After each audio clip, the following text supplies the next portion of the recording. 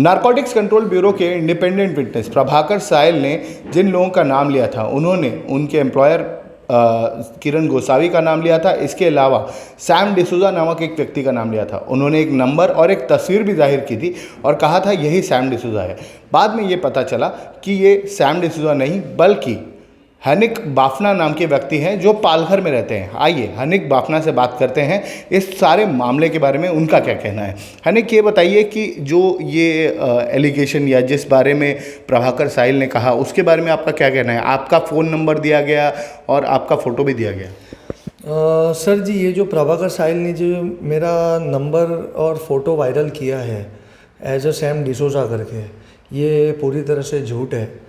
मैं हनिक बाफना हूँ, मेरा यही दावा है और ना ही मेरा इस केस से कोई लेना देना है।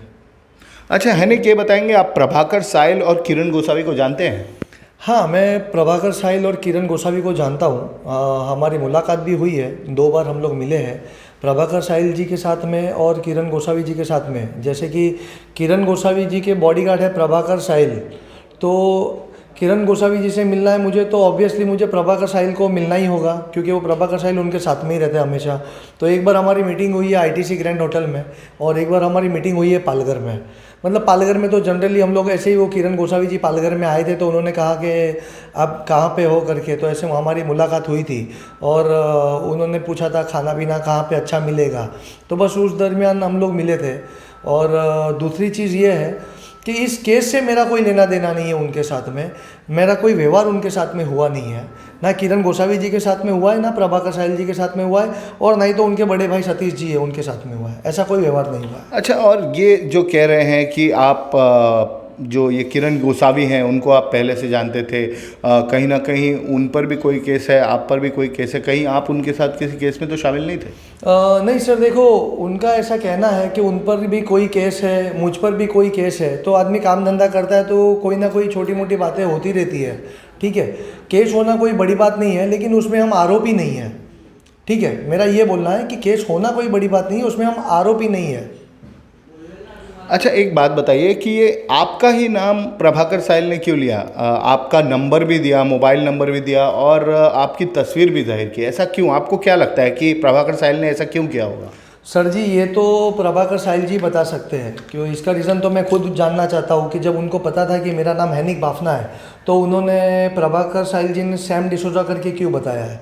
और उन्होंने एफिडेविट में भी नंबर जो डाला हुआ है वो नंबर भी उन्होंने को फेरफार किया हुआ है। तो ये सब वो क्यों कर रहे हैं वो तो वही जान सकते हैं। मेरा एक ही मोटो है कि इस केस से मेरा कोई लेना देना नहीं है।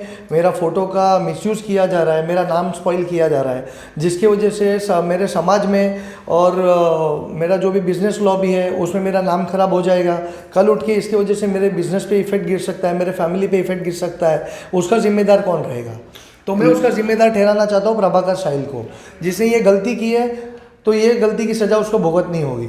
नारकोटिक्स कंट्रोल ब्यूरो के अफसरों को आप जानते हैं? किसी से आप कभी मिले हैं? नहीं सर, मैं किसी भी नारकोटिक्स कंट्रोल ब्यूरो के ऑफिसर को जानता नहीं, ना ही मेरी कभी मुलाकात हुई है उनसे।